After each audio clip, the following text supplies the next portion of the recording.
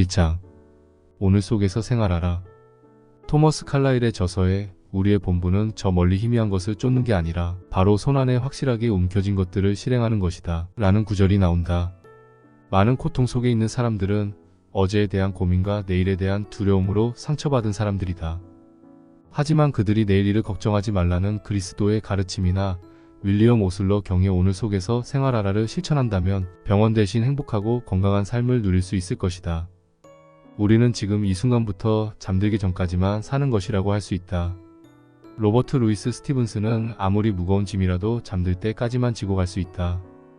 아무리 힘든 일이라도 단 하루만 그 일을 할 수 있다. 모든 인간은 해칠 때까지만 달콤하고 끈질기고 사랑스럽고 순수하게 살 수 있다. 이것이야말로 진정한 삶의 의미이다. 오늘은 새로운 인생이다 라고 말했다. 단테는 명심하라. 오늘은 다시 돌아오지 않는다고 했다. 우리의 인생은 믿을 수 없을 만큼 빠른 속도로 소멸되어 간다.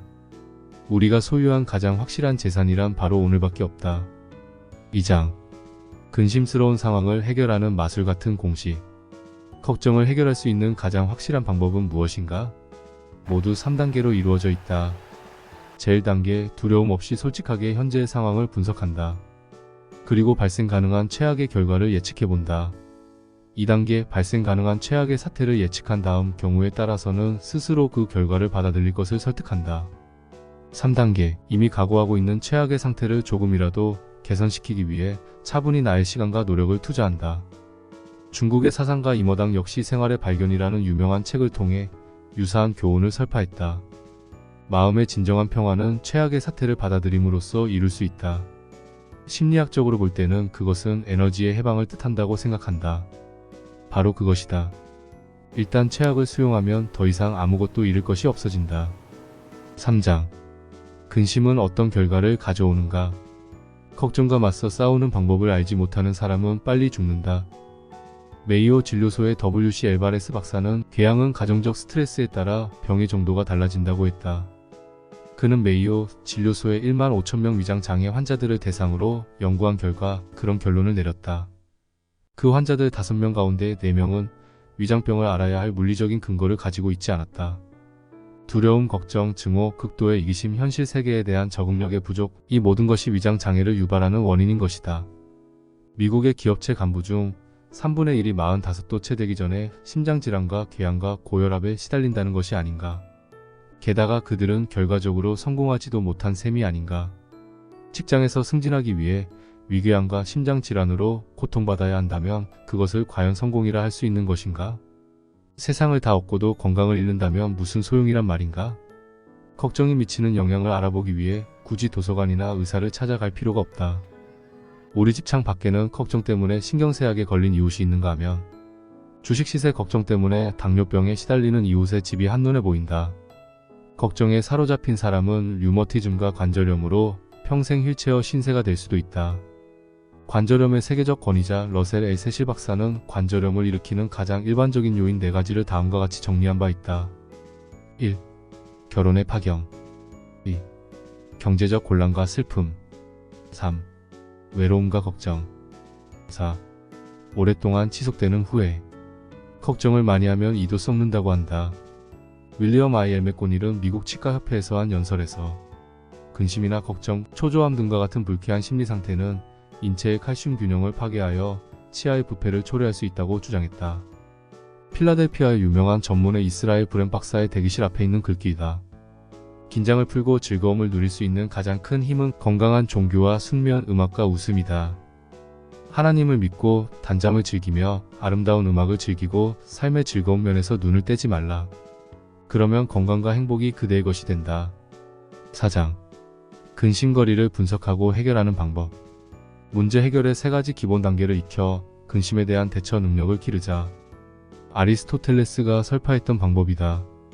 첫 번째 방법은 사실을 확보한다이다. 사실을 있는 그대로 파악하지 못하면 문제 해결을 위한 시도조차 할 수 없다.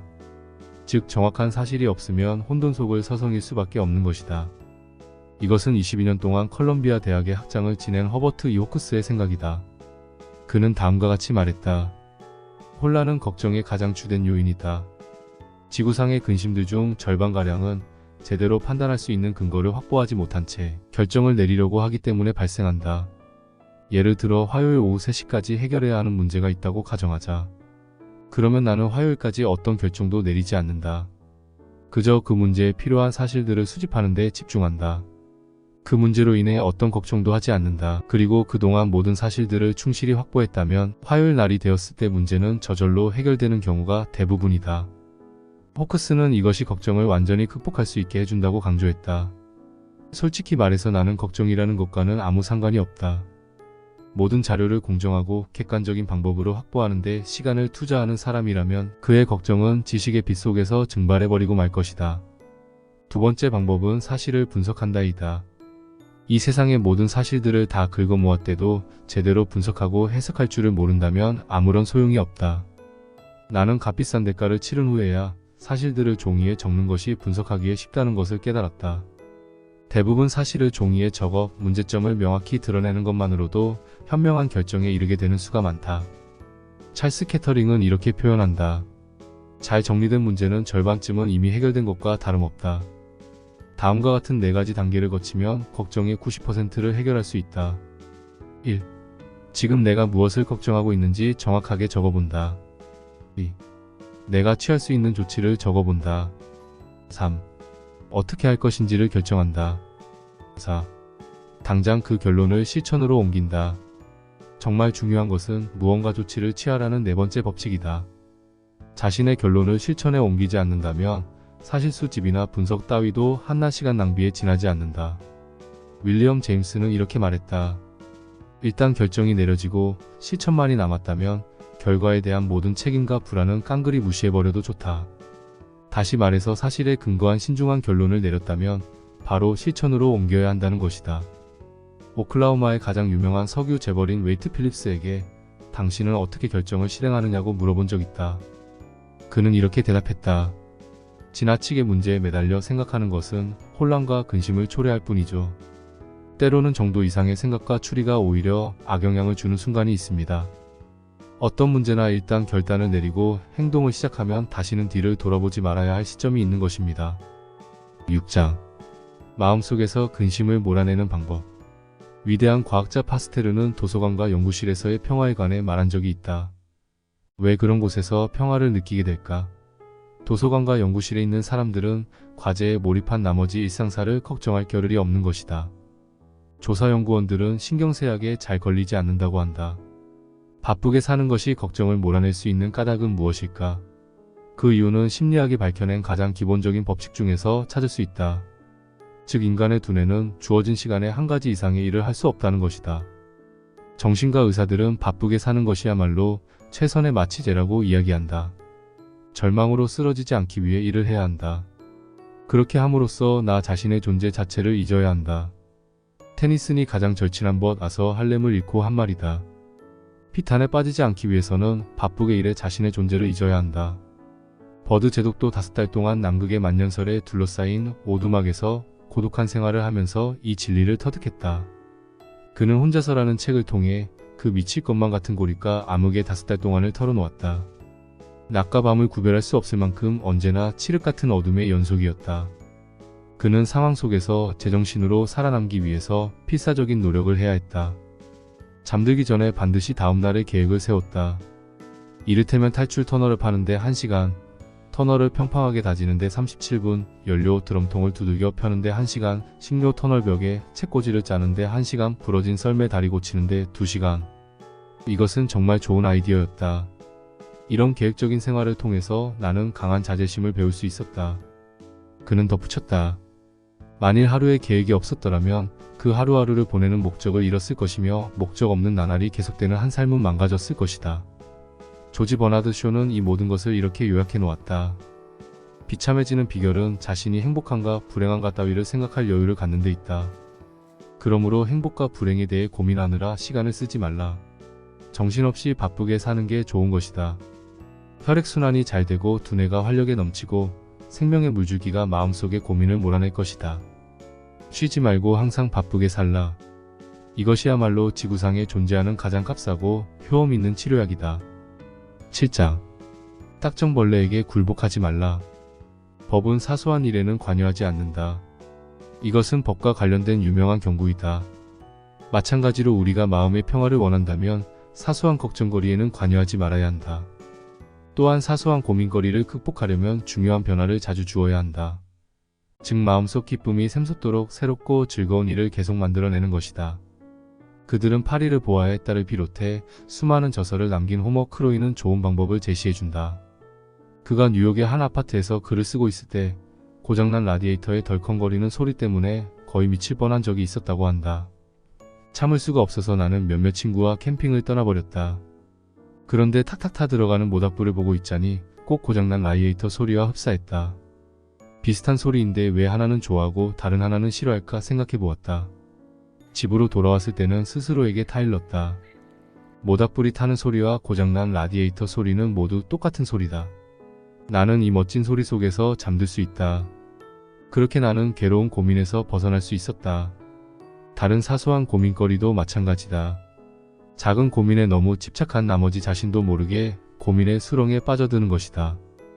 앙드레 모루아는 디스위크라는 잡지와의 인터뷰에서 이 말들은 내가 고통과 고민을 이기는 데 큰 도움이 되었다. 우리는 종종 하찮은 일로 고민하게 된다. 우리가 이 세상에 살다 가는 시간은 겨우 몇십 년에 불과하다. 그런데도 우리는 1년만 지나면 모든 사람의 기억 속에서 잊혀질 불평과 불만에 대해 고민하느라 귀중한 시간을 낭비하고 있다. 그래서는 안 된다. 우리는 인생을 가치 있는 일, 위대한 사상 그리고 진실한 사랑 등 영원히 빛날 일에 바쳐야 한다. 인생은 사소한 일에 연연하기에는 너무 짧다라고 말했다. 콜로라도 주 롱피크에는 거목이 있다. 자연과학자들은 400년은 넘었을 것이라고 추정한다. 14번이나 벼락을 맞았고 4세기에 걸쳐 수많은 눈사태와 폭풍우가 몰아쳤지만 그 나무는 꿋꿋이 이겨냈다. 그런데 겨우 딱정벌레의 습격이 나무를 쓰러뜨렸다. 벌레들이 나무 껍질을 파먹어 들어가 비록 아주 미세하기는 하지만 끊임없이 공격하여 나무의 생명을 좀먹어버린 것이다. 숲속의 거인이며 오랜 세월에도 견디고 벼락에도 쓰러지지 않고 폭풍우에도 굴하지 않았던 거목이 손끝으로 잡을 수 있는 작은 벌레 때문에 결국 쓰러지고 만 것이다. 인간도 어쩌면 이 거목과 같은 것이 아닐까. 인생의 사나운 폭풍과 눈사태, 벼락에는 어떻게 해서라도 견디면서 정작 고민이라는 작은 벌레, 손끝으로 짓이길 수 있을 만큼 작은 벌레 때문에 마음을 좀먹혀버리는 게 아닐까. 8장. 많은 근심을 추방하는 방법. 몇 해 전 인간은 유행성 소아마비가 캘리포니아를 휩쓸었던 적이 있었어요. 예전 같으면 극도로 예민해졌을 상황이었지만 침착하라는 남편의 충고 덕분에 일단 진정하고 가능한 모든 예방책을 썼습니다. 아이들을 학교나 극장같이 사람이 많이 모이는 데에는 못 가게 했어요. 보건소에 문의한 결과 캘리포니아 주 사상 최악의 유행성 소아마비 피해자는 1835명이라는 사실을 알게 되었죠. 평균적으로 한 번 병이 돌 때 20만 300명 정도가 소아마비에 걸렸더군요. 그 수치를 평균율의 법칙에 적용해보면 우리 아이가 감염될 가능성은 극히 낮았어요. 평균율의 법칙대로라면 그런 일은 일어나지 않을 것이다. 이 말은 내 걱정의 90%를 덜어주었습니다. 그러자 지난 20년 동안 제 인생은 평화롭고 행복해졌죠. 실상 인간의 걱정 근심은 대개의 경우 현실이 아니라 관념 속에서만 존재하는 것이다. 기록을 검토하라. 그리고 자문하라. 평균율의 법칙에 근거해 얼마의 확률이 있는가? 9장. 불가피한 일은 받아들여라. 꼭 그렇다면 달리 방법이 없는 것이다. 물론 이것은 좀처럼 터득하기 힘든 교훈이다. 그러나 권자 위의 왕들조차도 마음에 새겨야 할 교훈이다. 쇼펜하우어도 같은 생각이었다. 인생이라는 항해에서 단념이야말로 필수 불가결한 것이다. 분명한 것은 환경 그 자체가 인간의 행복과 불행을 결정짓는 요인이 아니라는 것이다. 행복은 우리가 환경에 어떻게 적응하느냐에 달린 것이고 천국과 지옥은 바로 우리 마음에서 결정되는 것이다. 만일 꼭 해야 한다면 우리는 어떠한 역경과 고난을 이겨내고 승리를 얻을 수 있다. 불가능하다고 생각할지 모르지만 우리 내면의 강력한 힘을 이용할 줄만 안다면 어려움은 반드시 극복할 수 있는 것이다. 우리는 자신이 생각하는 것보다 훨씬 강하다. 10장. 당신의 인생을 바꿔놓을 수 있는 8개의 단어. 지금까지 당신이 배운 최대의 교훈은 무엇입니까? 지금까지 내가 배운 가장 중요한 교훈은 생각의 중요성이다. 우리의 가장 중요한 아니 유일무이한 문제는 제대로 된 생각을 하는 일이라 해도 과언이 아니다. 그것이 가능하다면 모든 문제는 속 시원히 해결할 수도 있다. 로마 제국을 통치했던 위대한 철학자 마르쿠스 아우렐리우스는 그것을 이렇게 요약했다. 우리의 인생은 우리의 생각이 만들어가는 대로 규정된다. 행복한 생각을 한다면 우리는 행복해질 것이다. 비참한 생각을 한다면 우리는 비참해질 것이다. 우리가 두려운 생각을 한다면 두려움에 빠지고 병든 생각을 한다면 병에 걸린다. 우리가 실패를 생각한다면 우리는 실패할 수밖에 없다. 심리학의 최고 권위자 윌리엄 제임스는 이렇게 설명하고 있다. 행동은 감정을 따르는 것처럼 보이지만 사실 행동과 생각은 함께 이루어진다. 의지력에 직접 지배를 받는 행동을 조절함으로써 우리는 의지의 지배를 받지 않는 감정을 조절할 수 있다. 다시 말하면 마음을 먹는 것만으로 당장 감정을 바꿀 수 없지만 행동을 변화시킬 수는 있다는 말이다. 일단 행동을 바꾸면 자동적으로 감정도 바뀌게 되기 마련이다. 그는 또 이렇게 말하고 있다. 그래서 쾌활한 기분을 잃었을 때 자발적으로 그것을 되찾을 수 있는 방법은 마치 굉장히 쾌활한 상태인 듯 말하고 행동하는 것이다. 이 간단한 비결이 과연 도움이 될까? 한번 시험을 해보라. 만면에 미소를 띄우고 어깨를 펴고 크게 숨을 들이켠 다음 아무 노래라도 한 소절 불러보라. 만일 노래를 부를 상황이 아니라면 휘파람이나 콧노래도 좋다. 그렇게 하면 대번에 윌리엄 제임스가 한 말을 공감할 수 있을 것이다.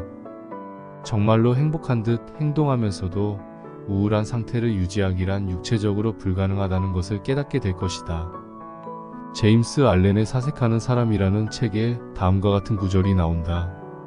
사람이 타인과 사물에 대한 생각을 바꾸면 놀랍게도 사물이나 다른 사람이 그 사람에 대해 생각하는 것도 바뀌게 마련이다.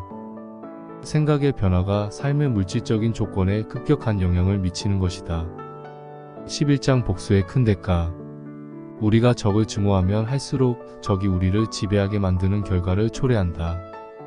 증오의 감정이 우리의 수명과 식욕, 혈압과 건강 그리고 행복을 지배하게 되기 때문이다. 증오는 적을 해롭게 하기는커녕 오히려 우리를 지옥 같은 고통 속에 몰아넣을 뿐이다. 셰익스피어는 다음과 같이 말했다. 원수 때문에 아궁이를 뜨겁게 달구지 말라. 그것은 오히려 자기 자신을 불태우는 일이니. 그렇다면 복수는 대체 어떻게 우리에게 상처를 입히는 것일까? 라이프지에 의하면 그것은 건강까지도 해친다고 한다. 고혈압을 가진 사람의 성격적인 중요 특징은 증오심이다. 증오심이 만성화되면 만성 고혈압과 심장질환을 유발시킨다. 아이젠하워 장군의 생활 신조를 명심하자. 우리가 좋아하지 않는 사람에 대한 생각으로 시간을 낭비하지 말자. 12장 배은망덕함에 대한 고민을 해결하는 비결. 마르쿠스 아우렐리우스는 자신의 일기에 다음과 같이 썼다. 나는 오늘 지나치게 말이 많은 사람들, 이기적이고 자기중심적이며 은혜를 모르는 사람들을 만나야 한다. 그러나 나는 별로 놀라거나 실망하지 않을 것이다. 그런 사람들이 없는 세상은 상상할 수 없으니까. 사람들이 고마움을 잊어버린다는 것은 지극히 자연스러운 일이다. 그러니 굳이 감사의 인사를 기대한다는 것은 곧 스스로를 괴롭히는 것과 다를 바 없는 일이다. 아리스토텔레스는 이렇게 말했다. 이상적인 인간이란 남에게 친절을 베푸는데 기쁨을 느낀다. 그러나 남에게 친절을 받는 것은 수치로 한다. 왜냐하면 친절을 베푸는 것은 우월함의 상징이지만 그것을 받는 것은 열등감의 표시이기 때문이다. 행복을 찾고자 한다면 감사를 받겠다거나 배은망덕 따위는 잊어버리고 그저 주는 마음의 기쁨을 위해 호의를 베풀라. 고마움을 아는 자녀로 기르기 위해서는 우리가 먼저 고마움을 표현할 줄 알아야 한다. 작은 주전자가 귀는 크다는 말을 생각해보자. 아이들은 우리가 하는 말 한마디 한마디에 귀를 기울이고 있다. 아이들이 보는 앞에서는 절대 남의 친절을 헐뜯지 말아야 한다. 크리스마스 선물로 보낸 이 식탁보를 좀 봐. 돈을 아끼려고 자기 손으로 직접 짠 모양이네. 어른들에게는 대수롭지 않은 말이지만 아이들이 듣고 있다는 것을 생각하면 함부로 그렇게 말할 수 없을 것이다. 그 대신 이렇게 말하는 것은 어떨까? 이걸 짜느라고 얼마나 애썼을까. 정말 멋있지 않니? 지금 당장 고맙다는 편지를 써야겠구나. 아이들은 은연중에 칭찬하고 감사하는 습관을 가지게 될 것이다. 13장. 자기 자신을 발견하고 자기답게 행동하라. 이 세상에 자신과 똑같은 사람은 아무도 없다는 사실을 명심하라. 윌리엄 제임스는 보통 사람들이 자기의 잠재 능력 중에 불과 10%밖에 개발하지 못한다고 말하고 있다. 우리의 상태는 절반쯤만 깨어있는 상태라 할 수 있습니다. 왜냐하면 우리는 육체적, 정신적 자원 가운데 아주 일부분밖에 활용하지 못하고 있기 때문입니다. 이것은 모든 인간이 스스로 그어놓은 한계 속에서 살아가고 있다는 말이기도 합니다. 우리는 모두 그러한 능력을 소유하고 있다. 그러니 다른 사람들과 같지 않다는 걱정에 사로잡혀 시간을 낭비할 필요는 없다. 모든 인간은 저마다 나름의 고유한 독창성을 가지고 있다. 유사일에 나와 똑같은 인간은 하나도 없었으며 앞으로도 결코 없을 것이다. 아버지로부터 받은 염색체 23개와 어머니로부터 받은 염색체 23개가 인간의 모든 것을 결정하는 것이다. 또 염색체 하나하나에는 수십 개에서 수백 개에 달하는 유전자가 포함되어 있고 때로는 단 하나의 유전자가 한 개인의 전 생애를 바꾸어 놓을 수 있다. 또한 어머니와 아버지가 결혼한 뒤 다른 누구도 아닌 바로 나라는 존재가 태어날 확률은 300조 분의 1에 지나지 않는다. 데일 카네기는 비즈니스맨을 위한 대중연설 교재를 집필하기 시작했다. 세상에서 가장 완벽한 교재를 만들겠다는 의욕으로 들끓었다. 수많은 다른 필자들의 훌륭한 부분을 빌려와서 내 책을 쓰겠다고 생각했던 것이다. 하지만 다른 사람들의 글을 발췌해서 내 원고에 끼워놓고 나니 엉성하기 이를 데가 없었다. 그래서 하는 수 없이 1년 동안이나 써온 원고를 쓰레기통에 던져 넣었다. 그리곤 처음부터 새로 시작했다. 이번에는 너의 결점과 한계를 받아들이자. 너는 데일 카네기이지 다른 누구도 될 수가 없다고 스스로에게 되뇌었다. 그래서 짜집기를 포기하고 대신 그동안의 경험과 자신이 관찰해온 것들, 스스로 가르치고 배워온 것들을 가지고 책을 쓰기로 마음먹은 것이다. 나는 셰익스피어에 비견되는 책을 쓸 수는 없다. 하지만 나 자신만의 책은 쓸 수 있다. 찰리 채플린도 처음 영화계에 입문했을 때 감독은 그에게 그 무렵 최고의 인기 코미디언을 흉내내라고 했다. 하지만 찰리 채플린은 독창적인 연기를 발굴하기 전까지는 아무런 성과도 거두지 못했다. 보브 호프 역시 마찬가지이다. 오랫동안 춤과 노래를 함께하는 배우로 활동했지만 그가 유명해진 것은 독창적인 개성을 개발한 이후의 일이었다. 윌 로저스는 여러 해 동안 보드빌 극에서 대사 한마디 없이 로프꼬는 연기로 먹고 살았다. 그런 그가 자신의 개성을 발견하고 로프를 꼬면서 대사를 하기 전까지는 전혀 주목받지 못했다. 거듭 말하지만 우리는 모두 이 세상에서 유일한 존재이다. 이를 기쁘게 생각하고 타고난 자기의 개성을 최대한 발휘하도록 노력하라. 모든 예술은 궁극적으로 자전적일 수밖에 없다. 노래도 미술도 결국 자신의 경험과 환경, 유전자로부터 나온다는 사실을 명심해야 한다. 좋은 실든 자신의 조그만 정원을 가꾸어야 하고 인생이라는 오케스트라에서 자신만의 악기로 연주해야 하는 것이다. 에머슨은 자기 신뢰라는 에세이에서 이렇게 말하고 있다. 인간은 누구나 있는 그대로 자기 자신을 받아들여야 하며 이 광대한 세상에 아무리 좋은 것들이 가득 차 있다 하더라도 자기에게 주어지는 곡식은 자기의 밭을 힘들여 쟁기질해서 수확한 것밖에 없다는 것을 인정해야 한다. 그러나 자신에게 내재된 힘이 세상에 둘도 없이 완벽하고 새로운 것이라 해도 자신이 무엇을 할 수 있는지 알기 전까지는 또한 그것을 이루기 위해 노력하기 전까지는 아무 쓸모도 없는 힘에 지나지 않는다. 14장. 레몬이 있으면 레몬 주스를 만들어라. 현명한 사람은 어려운 상황이 닥쳤을 때 이렇게 말한다. 이 불행으로부터 어떤 교훈을 배울 것인가? 어떻게 하면 이런 상태를 개선할 수 있을까? 어떻게 하면 이 레몬으로 레몬 주스를 만들 수 있을까? 해리 에머슨 포스딕은 통찰력이라는 저서에서 이렇게 쓰고 있다. 스칸디나비아에는 북풍이 바이킹을 만든다라는 속담이 있다. 이것은 일종의 우리의 생활에 대한 격려하고 할 수 있다. 그럼에도 안락하고 쾌적한 생활 따위가 인간을 선량하게 만들며 행복하게 한다는 생각은 도대체 어디서부터 비롯된 것일까? 자기 연민에 빠진 사람은 푹신한 소파에 누워 있어도 여전히 자기를 가엾게 여길 뿐이다. 그러나 역사를 통해 증명되었듯이 인간이 어떤 상황이 와도 자기에 대해 책임을 지면 행복은 그 사람의 선악을 불문하고 어떤 사람에게나 찾아드는 법이다. 그런데 우리가 이제는 도저히 가망이 없다고 절망했을 경우에도 도저히 레몬을 레몬 주스로 만들 엄두조차 나지 않는 상황이라도 노력을 게을리하지 말아야 할 이유가 두 가지 있다. 첫 번째 이유. 그럼에도 불구하고 어쩌면 성공을 거둘 수 있을지도 모르기 때문이다. 두 번째 이유. 비록 성공하지 못한다 해도 단점을 장점으로 바꾸려고 노력하다 보면 뒤를 돌아보는 대신 앞을 보게 되며 부정적인 사고를 긍정적인 사고로 바꿔놓기 때문이다. 또한 그것은 창조적인 에너지를 발휘하게 하여 이미 지나가 버린 과거를 놓고 한숨을 쉴 시간을 가질 수 없도록 바쁘게 만들기 때문이다. 15장 14일 만에 우울증을 치료하는 방법. 위대한 심리학자 알프레드 아들러는 자신을 찾아오는 우울증 환자들에게 다음과 같이 말하곤 했다. 이 처방을 따르면 당신은 14일 만에 완쾌될 겁니다. 날마다 어떻게 하면 남을 기쁘게 해줄 수 있을지 생각해 보십시오.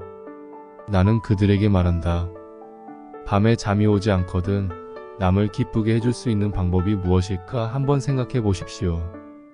아주 유익한 시간이 될 뿐더러 당신의 건강에도 큰 도움을 줄 겁니다. 다음날 그 환자를 만나면 또 물어본다. 내가 한 말을 생각해 보셨습니까? 그들은 대답한다. 지난밤에는 자리에 눕자마자 골아떨어졌어요. 어떤 사람들은 이렇게 반문한다. 왜 내가 다른 사람들을 기쁘게 해야 합니까? 아무도 나를 기쁘게 하지 않는데 말입니다. 그러면 나는 이렇게 대답한다. 당신의 건강을 위해서입니다. 다른 사람들은 나중에 그 대가를 치르게 될 겁니다. 아들러 박사는 여기에 덧붙여 매일 한 가지씩 좋을 일을 하라고 권하고 있다. 그렇다면 좋은 일이란 무엇인가? 선행이란 다른 사람의 얼굴에 기쁨의 미소를 짓게 하는 것이다. 그렇다면 어째서 선행을 하는 것이 우리에게 놀라운 효과를 가져오는 것일까? 다른 사람을 기쁘게 해주려면 걱정과 두려움과 우울증의 원인이 되는 자기 자신의 고민에 대해 생각할 겨를이 없어지기 때문이다. 정신과 의사를 찾는 사람들이 남을 돕는 일에 관심을 갖는다면 그들 중 3분의 1은 저절로 병이 나을 것이다. 정신분석학자 칼 융도 그런 말을 했다. 내 환자 중에 3분의 1은 임상적으로 규명할 수 있는 신경성 질환이 아니라 삶에 대한 무의미함과 공허함으로 인한 고통이다. 다시 말해 그들은 엄지손가락을 들어 지나가는 차를 공짜로 얻어 타려 하지만 차들은 하나같이 거들떠보지도 않고 그냥 지나치고 마는 것과 같다. 그리고 나서 정신과 의사를 찾아와 더덥고 무의미한 삶을 하소연하는 것이다. 그들이 놓치고 나서는 자기 이외의 모든 사람들을 비난하며 자기 중심적인 욕망을 세상이 채워주지 않는다고 외쳐대고 있는 것이다. 이렇게 말하는 사람들이 있을지도 모르겠다. 나는 그저 그런 나날을 살아가고 있을 뿐이다. 하루에 8시간씩 지루한 일을 해야 하며 단 한 번도 극적인 사건 따위는 벌어지지 않았다. 그런데 어떻게 내가 다른 사람들을 돕는 데 관심을 가질 수 있겠는가? 또 왜 그래야 하는가? 그것이 무슨 도움이 되는가? 당연한 질문이다. 그러나 당신의 일상이 아무리 평범할지라도 살아가면서 마주치는 사람들이 있을 것이다. 당신은 그들을 위해서 무엇을 하는가? 그냥 스쳐 지나가는가? 아니면 그들에 대해 알고자 노력해 본 적이 있는가? 당신의 우편물을 배달해 주기 위해 1년에 수백 마일을 돌아다니는 우체부를 생각해 본 적이 있는가? 그가 어디에 사는지, 일은 피곤하지는 않은지 물어본 적이 있는가? 가게 점원이나 길모퉁이에서 당신의 구두를 닦아주는 청년에 대해서는 또 어떤가? 그들도 당신과 마찬가지로 고민과 꿈과 야심에 불타는 인간이다. 그들도 마찬가지로 누군가와 기쁨을 나누고 싶어 한다. 하지만 당신은 그들에게 그들의 삶에 진지한 관심을 가져본 적이 있는가? 우리 모두가 플로렌스 나이팅게일이나 사회개혁가가 될 것까지는 없다. 단지 당신이 만나는 사람들을 상대로 관심을 갖는 것으로 충분하다. 그것이 당신에게 무슨 이익이 되냐고? 보다 큰 행복과 보다 큰 만족감 그리고 보다 큰 자부심을 느낄 수 있다. 아리스토텔레스는 이런 태도를 일컬어 절제된 이기주의라고 불렀다. 조로아스터는 또 이렇게 말했다. 남에게 선행을 베푸는 것은 의무가 아니다. 그것은 자신의 건강과 행복을 증가시켜주는 기쁨이다. 벤자민 프랭클린은 이것을 간단히 요약해서 남에게 선을 행하면 그것은 자기 자신에게 최선의 행동을 하는 것이 된다고 말했다. 뉴욕 심리학 이사인 헨리 시링크는 이렇게 말한 바 있다. 현대 심리학의 가장 중요한 발견은 자아 실현과 행복을 이루기 위해 자기 희생과 절제의 필요성을 과학적으로 증명한 것이다. 남에 대한 관심은 자신을 고민해서 해방시켜줄 뿐만 아니라 많은 친구들을 얻게 해준다. 예일 대학의 윌리엄 리옹 펠프스 교수는 이렇게 대답했다. 나는 호텔, 이발소, 구멍가게 어디를 가나 누구를 만나든 칭찬 한마디씩을 꼭 합니다. 그것은 사람들은 기계의 부속품이 아니라 개성을 지닌 인격체로 생각한다는 전제하에서 시작된 것이지요. 가게 점원 아가씨에게는 아름다운 눈이나 머리 모양을 칭찬해주고 이발사에게는 다리가 아프지 않느냐, 어떻게 해서 이발사가 되었느냐, 언제부터 이발관을 시작했느냐 등등 질문을 하는 것이지요. 나는 청소부나 짐꾼들에게도 종종 악수를 청합니다. 별것 아닌 것 같지만 당사자는 하루 종일 기분 좋게 일을 할 수 있는 힘을 얻기도 합니다. 짐꾼과 악수를 나누는 사람, 무더운 주방에서 음식을 만드느라 고생하는 요리사들을 생각해주는 사람, 길에서 만난 개에게까지 칭찬을 아끼지 않는 사람, 그런 사람이 우울증이나 걱정으로 정신과를 찾겠는가? 중국 속담에는 이런 것이 있다. 남에게 장미꽃을 바치는 사람의 손에는 언제나 향기가 남는다. 인류 역사상 가장 도덕적인 가르침은 예수 그리스도의 다음과 같은 말이다. 자기의 생명을 얻으려는 자는 잃을 것이요 나를 위해 생명을 잃는 자는 영생을 얻으리라. 미국의 가장 유명한 무신론자 시어도어 드라이저도 이렇게 단언했다. 삶의 기쁨을 원한다면 모든 일을 자신만을 위해서 뿐만 아니라 타인을 위해서도 생각하고 계획해야 한다.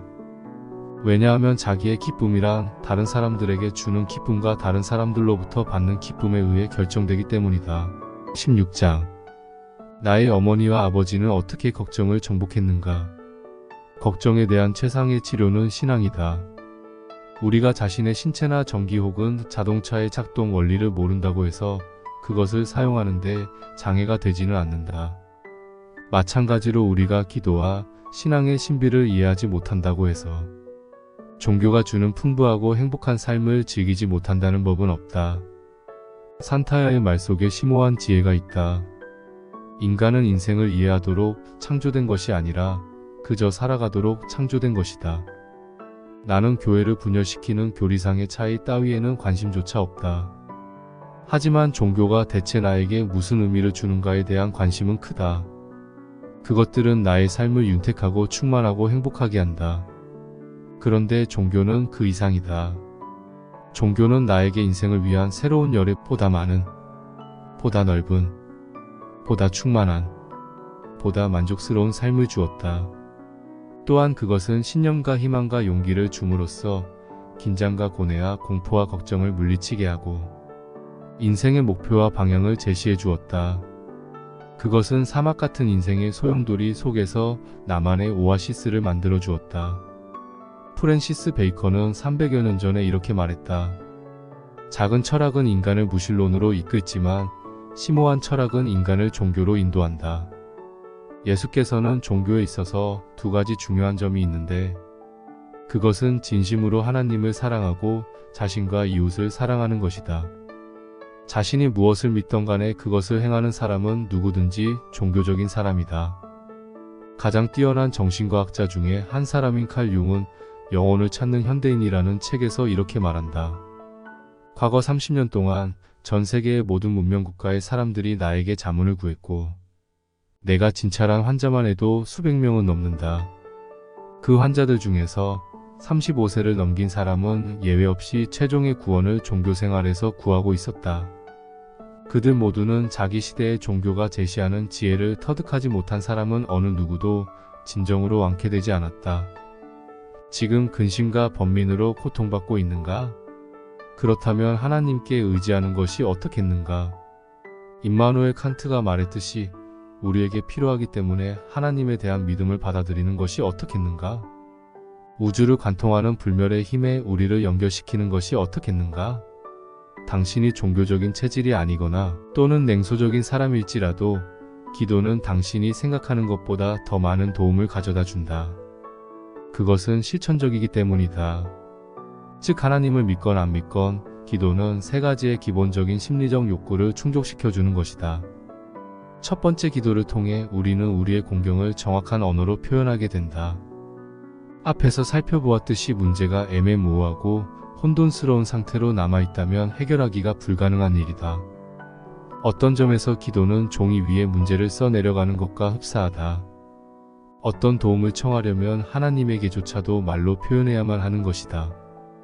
두 번째, 기도를 통해 우리는 혼자서 짐을 지고 있는 것이 아니라 그 짐을 다른 이들과 분담하고 있다는 기분을 느끼게 된다.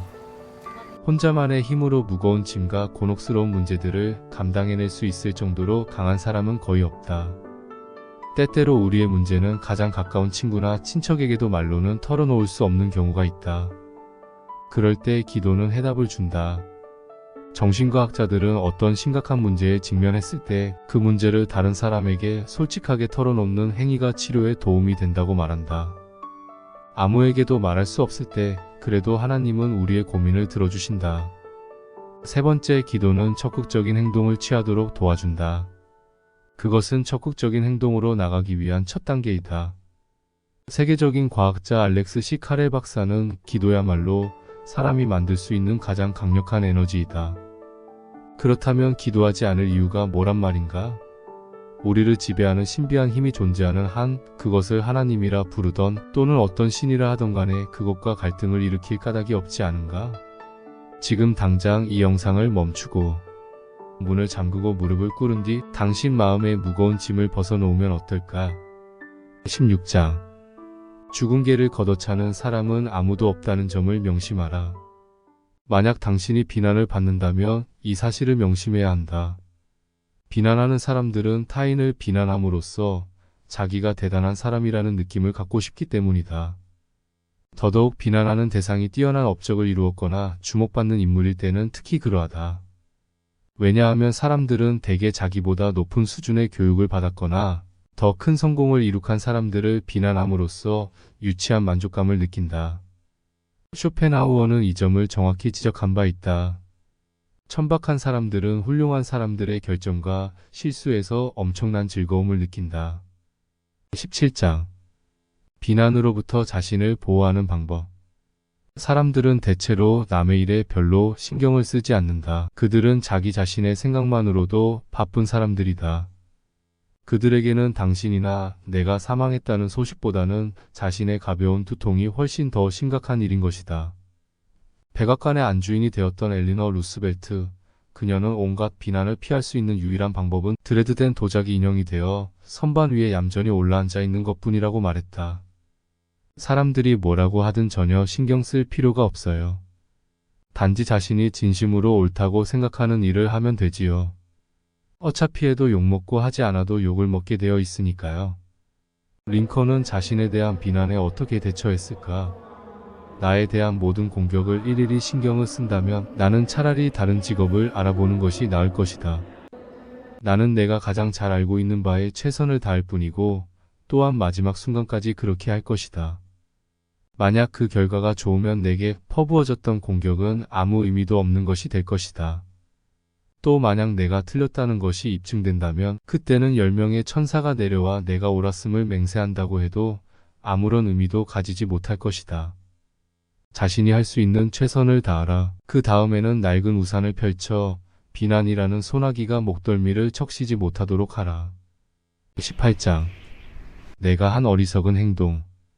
어리석은 행위로 가득 찬 메모들은 내가 직면했던 가장 혹독한 문제들을 해결하는 데 많은 도움을 준다. 나는 그 메모들을 통해 지난날 남의 탓으로만 돌렸던 나의 고민이 실로 나의 잘못에서 기인한다는 것을 깨닫게 되었다. 벤저민 프랭클린은 매일 저녁 자신에 대해 혹독한 검토를 했다. 그리하여 그는 자신이 저지른 치명적인 실수가 13가지나 된다는 것을 발견했다. 그 중에서 3가지만 보면 다음과 같다. 시간 낭비, 사소한 일에 대한 집착, 주변 사람들과의 논쟁과 반모. 현명한 프랭클린은 한꺼번에 이러한 결점을 극복하려 하지 않았다.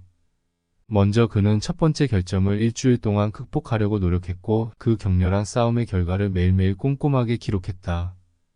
다음 주에는 두 번째 결점을, 그 다음 주에는 세 번째 결점을. 이런 식으로 프랭클린은 매주 한 가지의 결점과 싸움을 벌여 2년 넘게 그 일을 계속했다. 그 결과 그는 미국의 가장 영향력이 있고 사랑받는 인물 중에 하나가 될 수 있었던 것이다. 소심한 사람은 아주 사소한 비판에 대해서도 흥분하고 화를 내지만 현명한 사람은 그로부터 어떤 교훈을 얻는 법이다. 우리들 모두는 비난이나 칭찬의 정당성을 따져보기도 전에 비판에 대해서는 반발하고 칭찬에 대해서는 우쭐하는 경향이 있다. 그러므로 누군가 험담하는 것을 듣더라도 변명하려 하지 말고 겸손한 자세로 그 비판의 진위를 간파하기 위해 노력하자. 그 비판을 당당하게 받아들이고 오히려 다음과 같이 많은 자신에 대해 박수를 보내주자. 만약 그가 나의 다른 결점을 알았다면 더 혹독하게 비판했을 것이다. 부당한 비난을 받고 있다는 느낌 때문에 화가 치밀 때 잠시 감정을 추스르고 이렇게 되뇌어 보라. 잠깐만 참아. 어차피 나는 완벽한 사람이 아니잖아. 아인슈타인이 자기 결론의 99%는 틀렸다고 했을 정도라면 나는 얼마나 잘못 판단한 것이 많겠어. 어쩌면 그 비난은 옳은 것일지도 몰라. 정말 그렇다면 오히려 감사한 마음으로 비난을 받아들여야지. 지금 한번 거울을 들여다보고 자신에게 물어보라. 나는 과연 큰 인물이 될 만한 그릇인가? 비난에 대한 걱정을 버릴 수 있는 규칙 중에 하나는 다음과 같다. 자신이 저지른 어리석은 행동에 대한 비판을 기록하라. 편견 없고 유명하며 건설적인 비판들을 자청해서 듣도록 하라. 피로와 걱정을 예방하고 힘과 정열을 잃지 않는 6가지 방법. 1. 하루에 1시간을 더 보탤 수 있는 방법. 피로는 근심을 유발시키고 또는 사람을 근심에 과민하도록 만들 수 있다. 의대생들은 피로가 감기를 비롯해 온갖 질병에 대한 신체의 저항력을 약화시킨다고 말한다. 심리학자들은 하나같이 피로가 공포와 걱정에 대한 저항력을 감퇴시킨다고 이야기하고 있다. 피로를 예방하는 것은 곧 근심을 예방하는 것이기도 하다. 따라서 피로와 근심을 예방하기 위해 가장 먼저 우선되어야 할 것은 충분한 휴식을 취하는 것이다. 즉 피로를 느끼기 전에 먼저 휴식을 취하라는 것이다. 심장이 쉬지 않고 일하는 것 같지만 사실은 한번 박동을 한 후에는 반드시 쉬는 시간이 있다. 심장이 1분당 70번의 비율로 박동한다면 실제로 일하는 시간은 24시간 가운데 9시간밖에 되지 않는다. 윈스턴 처칠이 70대의 노년임에도 불구하고 제2차 세계대전 기간 동안 대영 제국의 전쟁 수행을 지휘하며 하루에 16시간씩 일할 수 있었던 비결이 무엇일까? 그는 매일 아침 11시까지는 침대에 누운 채 보고서를 읽고 지시사항을 주시하거나 전화통화를 하고 중요한 회의를 준비했다. 점심 식사 후에는 다시 침대로 돌아가 1시간가량 낮잠을 즐긴다. 오후에도 역시 2시간 동안 낮잠을 잔 다음 8시에 일어나 저녁 식사를 한다. 이렇게 그는 피로를 예방했던 것이다. 그렇게 자주 쉬었기 때문에 언제나 활기차게 활동을 할 수 있었던 것이다. 록펠러는 98세까지 장수를 누렸는데 건강한 체질을 타고난 것도 있었겠지만 매일 정오 무렵에 30분가량 낮잠을 자는 습관 때문이었다. 왜 피곤해지는가라는 탁월한 저서에서 다니엘 W. 조셀리는 휴식은 전혀 아무것도 안 하는 게 아니다. 휴식은 말하자면 복원인 것이다. 단 7분 동안의 낮잠에도 하루의 피로를 깨끗이 씻어줄 만한 엄청난 효과가 숨어 있다. 야구계 원로인 코니 맥은 경기를 앞둔 오후에는 반드시 5분간이라도 낮잠을 잤다. 그러고 나면 더블 헤더를 뛰어도 전혀 피로가 느껴지지 않더라는 것이다. 에디슨도 자기의 엄청난 정력과 인내심은 언제든지 자고 싶을 때 자는 버릇 덕분이라고 말했다. 헨리 포드에게 건강의 비결을 묻자 그는 앉을 수 있을 때에 나는 결코 서 있지 않소. 그리고 누워 있어도 되는 때에는 절대로 앉아 있지 않지요라고 말했다. 만약 당신이 점심 식사 후에 낮잠을 잘 수 없는 형편이라면 적어도 저녁 식사 전 1시간 정도는 누워서 휴식을 취할 수 있어야 한다. 그러면 밤에는 6시간만 자도 도합 7시간인데 이는 연속 8시간의 수면을 취하는 것보다 훨씬 몸에 좋다. 육체 노동자들도 역시 자주 휴식을 취해야만 보다 많은 일을 할 수 있다. 무엇이 당신을 피곤하게 만드는가? 그 해결책은 무엇인가? 놀랍고도 중요한 사실이 있다. 그것은 인간은 정신노동 그 자체만으로는 절대로 피로해지지 않는다는 사실이다. 이것은 엄연한 과학적 사실이다. 수년 전 과학자들이 인간의 두뇌가 완전히 피로해지기 전까지 얼마나 오래 일할 수 있는지를 실험한 적이 있다. 놀랍게도 두뇌에 흐르는 혈액이 활동할 동안에는 전혀 피로를 느끼지 않는다는 사실을 발견했다. 즉 인간의 뇌는 12시간을 활동한다 해도 처음과 똑같은 기능을 발휘할 수 있다. 그렇다면 무엇이 인간을 피로하게 만드는 것인가? 정신분석가들은 피로의 대부분은 정신적이고 감정적인 원인에서부터 비롯된다고 주장한다. 영국의 저명한 정신분석가인 하드필드는 힘의 심리학에서 우리를 괴롭히는 피로의 대부분은 정신적인 원인에서 오는 것이다. 순수하게 정신적인 요인에서부터 비롯되는 피로는 거의 없다고 해도 과언이 아니다. 그러면 어떤 종류의 감정적 요소가 정신 노동자들을 피로하게 만드는 것일까? 일이 지루하다, 불만스럽다, 조급하다, 걱정스럽다. 바로 이러한 것들이 책상에 앉아서 일하는 사람들을 피로하게 만드는 감정적 요인들이다. 우리의 감정이 우리 몸을 긴장 상태로 만들기 때문에 피로를 느끼게 되는 것이다. 근심과 긴장, 정서적 혼란 등은 피로의 3대 원인이다. 흔히 우리가 육체적, 정신적 노동에 기인하는 것처럼 인식된 피로조차도 실은 이상의 3대 원인이 그 원인일 때가 많다. 지금 무엇을 하고 있건 자기 자신의 상태를 점검해보라. 당신의 몸 전체가 마치 낡은 헝겊 인형처럼 축 늘어져 있지 않는 한 지금 이 순간 당신의 신경과 근육은 긴장 상태에 있는 셈이다. 다시 말해서 피로를 만들고 있다는 이야기이다. 우리는 왜 이러한 불필요한 긴장을 만들어내고 있는가? 어려운 일을 할 때는 전력을 기울이지 않으면 절대로 그 일을 제대로 해낼 수 없다는 일반적인 생각 때문이다. 그래서 우리는 정신을 집중하기 위해 자신도 모르게 얼굴을 찡그리거나 어깨를 웅크리며 전력을 기울인다는 것을 확인하기 위해 근육에게 긴장할 것을 명령하지만 사실 이것은 두뇌의 활동에는 아무런 도움도 되지 못한다. 그렇다면 이러한 신경성 피로를 해결할 수 있는 방법은 무엇인가? 휴식을 잘 취하는 것이 무척 중요한데 말하자면 일을 하면서 동시에 휴식을 취하는 방법을 배워야 한다.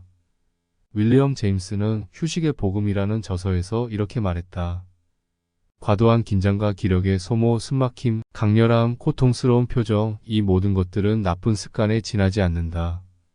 그렇다면 어떻게 나쁜 습관을 고칠 수 있을까? 그것은 근육과 긴장을 푸는 데서부터 시작해야 한다. 우선 눈과 얼굴의 근육을 편안하게 이완된 것으로 생각하는 것부터 시작하라. 그리고 자, 긴장을 풀고 휴식을 취한다. 라는 말을 중얼거리면 된다. 얼굴 근육에 집중된 에너지가 몸의 중심부로 흘러간다는 느낌을 가져보라. 그리고 갓난아기처럼 모든 긴장으로부터 자유로워진다고 생각해보라. 긴장을 푸는 방법을 정리해보면 언제 어디서든 내 몸이 낡은 양말처럼 축 늘어졌다고 느껴질 정도로 긴장을 풀고 휴식을 취하라. 그리고 가능한 한 편안한 자세로 일을 하라. 하루 일과를 마치고 잠자리에 들기 직전에 다시 한번 자신을 점검한다. 얼마나 피곤한가가 아니라 얼마나 피곤하지 않은가에 따라 그날 하루 일의 성과를 측정한다. 평소보다 유난히 피곤한 날은 비효율적으로 일했다는 증거이다. 3. 피로와 근심을 해결해줄 바람직한 업무 습관들은 지금 당장 처리해야 할 것을 제외한 모든 잡동사니를 책상 위에서 깨끗이 치워버린다. 묵은 서류와 보고서 따위를 책상에서 치워버리고 일거리가 생기면 모든 일은 그 자리에서 즉각 끝내버린다. 그 결과 더 이상 처리하지 못한 일 때문에 중압감을 느낄 필요가 없어진다. 4. 피로와 걱정과 후회를 초래하는 지루함을 물리치는 방법. 아무리 싫은 일이라도 생각하기 나름이다. 단지 자신의 일에 흥미를 갖는 것이 자신을 위해 어떤 이익을 가져다 줄 것인지를 생각하기만 하면 된다. 그것은 인생의 행복을 2배로 늘리는 일이다. 대부분의 사람들은 깨어있는 시간의 대부분을 일에 바친다. 그런데 만일 일에서 행복을 느끼지 못한다면 어디서도 행복을 찾을 수 없을 것이다. 자신의 일에 흥미를 갖는 것은 걱정에서 벗어나는 방법인 동시에 장기적으로는 승진과 더 많은 수입을 보장하는 지름길이라는 사실을 잊어서는 안 된다. 설사 그렇게 되지 않는다 하더라도 최소한 피로를 줄이고 삶을 즐길 수 있는 방법이라는 사실은 아무도 부정할 수 없을 것이다. 5. 불면증에 대한 걱정에서 벗어나는 방법. 토머스 히슬롭 박사는 영국의학협회의 강연에서 다음과 같이 말했다. 오랜 경험을 통해 잠을 촉진하는 가장 강력한 힘은 기도라는 사실을 알 수 있었습니다. 나는 의사의 입장에서 기도가 마음을 위로하고 신경을 안정시키는 가장 뛰어난 진정제라는 것을 인정하지 않을 수 없습니다. 자넷 맥도널드는 우울증과 걱정에 사로잡혀 잠이 오지 않으면 시편 23편에 여호와는 나의 목자시니 내게 부족함이 없으리로다.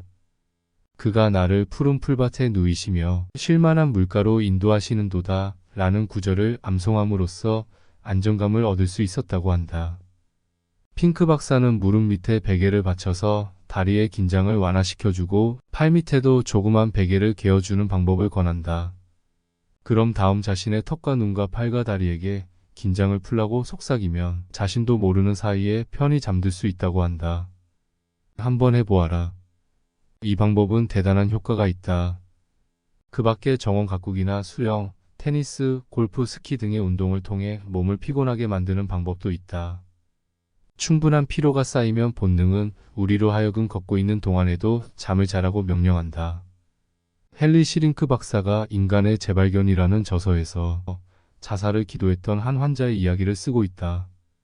말로는 그를 설득할 수 없다고 판단한 링크 박사는 그 사람을 향해 이렇게 부추겼다. 기어이 자살을 하겠다면 좀 더 영웅적인 방법을 선택하는 게 낫지 않겠습니까? 일테면 숨이 끊어질 때까지 거리를 한번 달려보는 것도 좋겠죠. 그 환자는 정말로 그 방법을 시도했다. 그것도 한 번이 아니라 3번씩이나 되풀이하면서 말이다. 그동안 그의 상태는 점점 호전되기 시작했다. 너무 피곤한 나머지 정말로 죽은 사람처럼 잠에 취해 골아떨어진 것이다.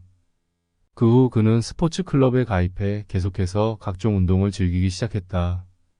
그리고 얼마 지나지 않아 영원히 살고 싶을 만큼 기분이 좋아진 것은 말할 것도 없다.